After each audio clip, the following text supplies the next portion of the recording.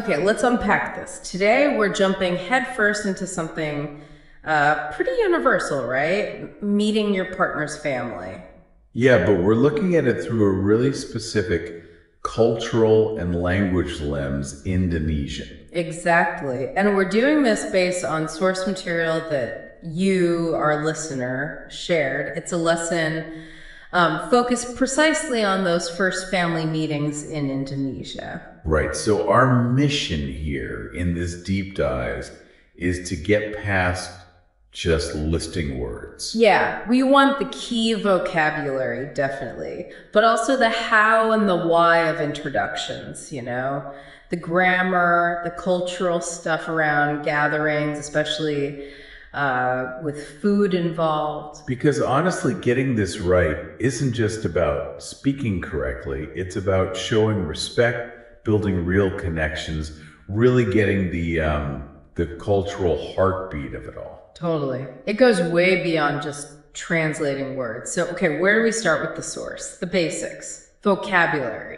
Makes sense. Let's start with the absolute foundation. The source gives us the main word, keluarga. Keluarga. Okay, that's family. Simple enough. Yep. And then it gets into specific roles like bibi for aunt. Bibi. Got it. And uncle? Paman. Paman. Okay. Yeah. And cousins are important too. Definitely. That's sepupu. Sepupu. And grandmother. Nenek. Nenek. Okay. The source also throws in some useful descriptive words. Yeah, ones that pop up naturally, like tua, meaning old. Right. And sibala, which is sort of next or side. And saudara, that one seems a bit flexible, sibling or relative. Exactly. It can mean both, which is interesting. And the examples in the source really help. Like keluarga itu sedang makan malam. The family is eating dinner, pretty clear. Or using bibi saya berumur 50 tahun. My aunt is 50 years old. Straightforward description. And showing connection with paman. Ini merupakan pemberian dari paman saya. This was a gift from my uncle. Nice. And closeness with sepupu. Saya sangat dekat dengan sepupu saya. I'm very close with my cousin.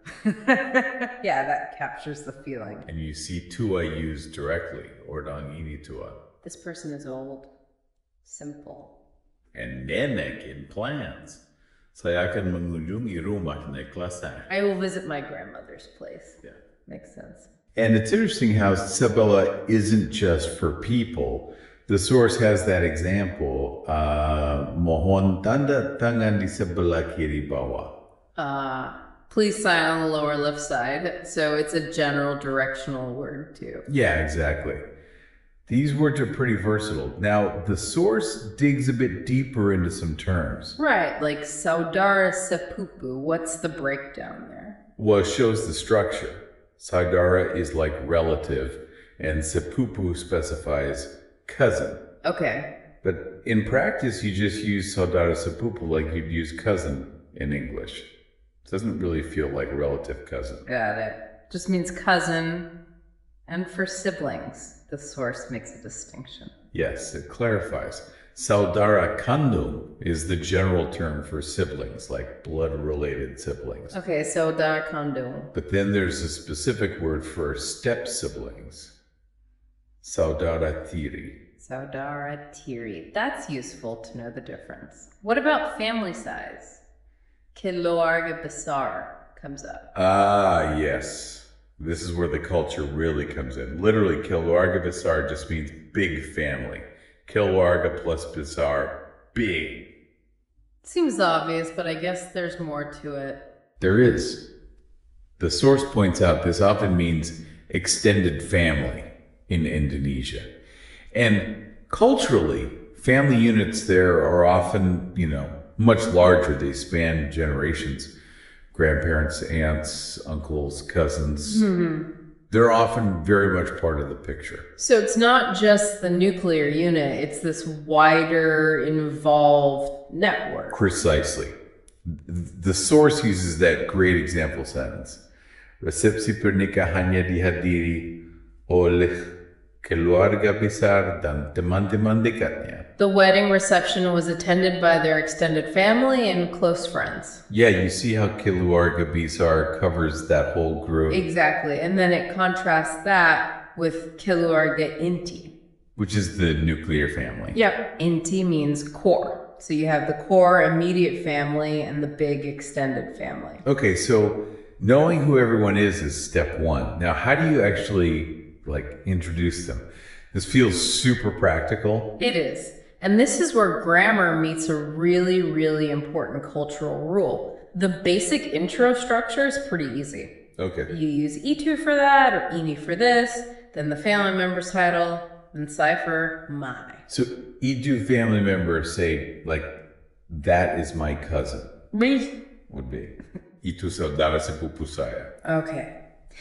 This, that, plus family member, plus my seems logical. It is, but here's the absolute key thing the source emphasizes. It's grammar, yes, but it's also deeply cultural. You have to introduce older family members first. Whoa. Okay, seriously, the order is dictated by age. Absolutely. It's fundamental. It shows respect for seniority, built right into the conversation flow. That's huge. So the source lists the terms you'd use here. Yeah, it gives a good list. Ayah for father, ibu for mother. Ibu, right. Then older siblings. Kakak laki-laki is older brother. Kakak perempuan is older sister. So kakak means older. Right. And adik means younger. So adik laki-laki is younger brother. Adik perempuan is younger sister. Kak for older, adik for younger. Got it. What else is on the list? Orang tua for parents together. Saudara kandung again for siblings. Anak laki-laki or putra for son. Okay, 2 options for son. And anak perempuan or putri for daughter. Anak just means child. Then saudara sepupu for cousin and ibu mertua for mother-in-law. That covers quite a few scenarios, and the examples follow that structure. Exactly, like the dialogue example. Itu bibi saya dan di sana paman saya. That is my aunt, and over there is my uncle. Clear. And ini anak perempuan saya yang kedua. This is my second daughter? Yep. Yeah, ini plus daughter plus saya. Or itu ibu mertua saya. That is my mother-in-law. Okay. Okay, the pattern ini itu plus member plus saya is consistent. But that older first rule, wow, that really changes how you'd approach introductions. It really does. It's such a clear example of how cultural values like respect for hierarchy and age are woven right into the language itself. It's not just what you say, but the order you say it in. Fascinating. And speaking of culture and interaction, the source also talks about family gatherings and food, right? That seems like another area where you could easily make a mistake. Oh, absolutely. And the source calls it eating, which I think is great. It implies it's a whole event, not just consumption. Eating. I like that. Because what are the rules for eating? Well, the first big one the source mentions, you have to let older people, or maybe people in higher positions, sit down first and start eating first. So again, seniority matters, even at the dinner table. Definitely. You wait for them. They might even give a cue, like saying silakan makan. Which literally means please eat. That's kind of your green light. Don't just dig in when you sit down. Good tip. Wait for the silicon makan. Okay. What else? Okay, another thing.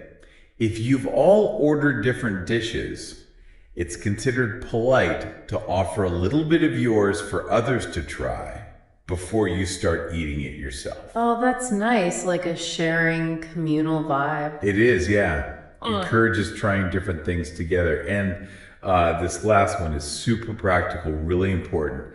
If there's a communal dish, a big plate in the middle everyone's taking from. Yeah. You absolutely must not use your own fork or spoon or chopsticks to take food from that plate. Right. Use the serving spoon provided for that dish. Exactly. Always use the clean, shared serving utensil. Makes sense for hygiene, obviously, but framing it as a specific cultural rule really underlines its importance there. It does. It's about respecting the shared meal, respecting everyone else. These details, the introduction order, the eating etiquette, the source, really highlights them as key parts of showing respect in Indonesian family settings. Wow. Okay, so this deep dive, really guided by the source you sent in, took us from the basic words like keluarga, bibi, paman, through understanding terms like keluarga besar. The extended family concept. Right, and keluarga inti, the nuclear family. Then into the grammar of introductions, focusing on that critical older first rule. Which is just so revealing. And finally into those really practical but culturally loaded rules around eating.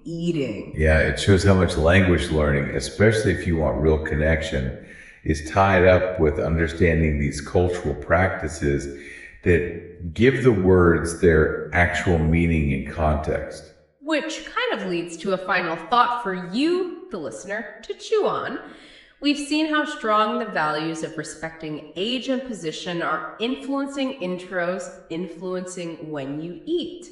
So how might focusing on these, seemingly small details, who you introduce first, using the right spoon, how might that give you a deeper insight into the bigger picture of relationships, community, and values in Indonesia?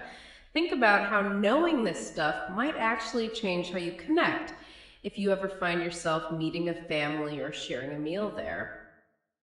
Thank you for watching this video. Hopefully useful. Don't forget to like and subscribe.